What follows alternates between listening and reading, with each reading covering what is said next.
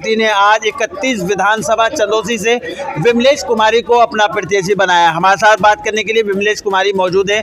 जानेंगे किस तरह से वो विधानसभा चुनाव को लेकर के अपनी तैयारियों के साथ मैदान में उतरेंगी। विमलेश जी, सबसे पहले आपका चेहरा बा नकाब न्यूज़ चैनल में बहुत बहुत स्वागत। बहुत बहुत धन्यवाद। किस तरह की तैयारियां हैं चुनाव को लेकर के, कैसे ये नैया पार करेंगे? हमारी तैयारी है कि महंगाई की कमर तोड़ेंगे। हमारी तैयारी है कि हम स्वास्थ्य की सुविधाओं के मुद्दे को लेके चल रहे हैं। हमारी तैयारी है कि देश में जिस तरीके से लोगों को धोखा दिया गया है उस धोखे से बाहर निकालना है।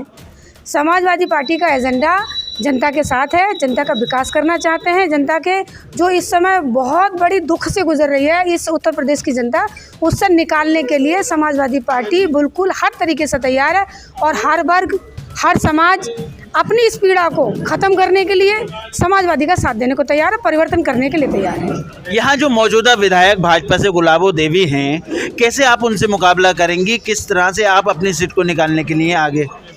उनसे मुकाबला अब हमारा उनसे नहीं होगा, उनका मुकाबला अब हमसे होगा। समाजवादी पार्टी से होगा, समाजवादी के सिंबल से होगा और ख़ास तौर से चंदौसी की आम जनता से होगा, क्योंकि जनता मन बना चुकी है। इन लोगों ने जो कहा उन्होंने कभी किया ही नहीं। इनके हाथ में इतनी बड़ी पावर होने के बावजूद हमारे क्षेत्र की जनता, ऐसा लगता है कि पूरे 5 साल लावारिस सी साबित हुई है कि क्षेत्र का कोई वारिस है ही नहीं। तो इस बार चंदौसी की जनता विमलेश कुमारी के रूप में अपना विधायक देखेगी या गुलाबो देवी पे ही अपना दावा आजमाएगी? मुझे चंदौसी की जनता पर पूर्ण भरोसा है और इस जनता की वजह से ही, इसके प्यार और स्नेह की वजह से हम जैसे लोगों को आगे निकलने का रास्ता मिलता है। तो मुझे चंदौसी की जनता पर पूरा भरोसा है कि वो इस विकास के रास्ते में अपने स्वास्थ्य सुविधाओं के अच्छी सुविधाओं के पाने के लिए विमलेश जी, जो यहाँ की बुनियादी समस्याएं हैं, क्या आप विधायक बनने के बाद उनको पूरा कर पाएंगे? किस तरह से करेंगे आप? ये तो हमारी तो पहले से ही थी, समाजवादी के एजेंडे में और पहले से थी। समाजवादी के एजेंडे में हमेशा सही जनता के उन विकास कार्यों का एजेंडा रहता है जो धरातल तक नहीं पहुंच पाता, समाजवादी उन्हें धरातल तक भेजने का काम करती है। विमलेश जी, जो टिकट का ये पूरा प्रकरण चला, जो लोग नाराज़ हैं, जो अब तक लाइन में लगे हुए थे, कैसे आप उनको मना पाएंगे? उनका हमारी पार्टी में जितने भी आवेदक हैं मैं उनका धन्यवाद देती हूँ क्योंकि उनका व्यवहार और सारा सब स्नेह हमारी पार्टी के प्रति समर्पित है और वो मेरे प्रति भी समर्पित है, कोई नाराज़ नहीं है। समाजवादी पार्टी ज़िले के अंदर कितनी सीटों पर अपनी जीत दर्ज करा पाएगी?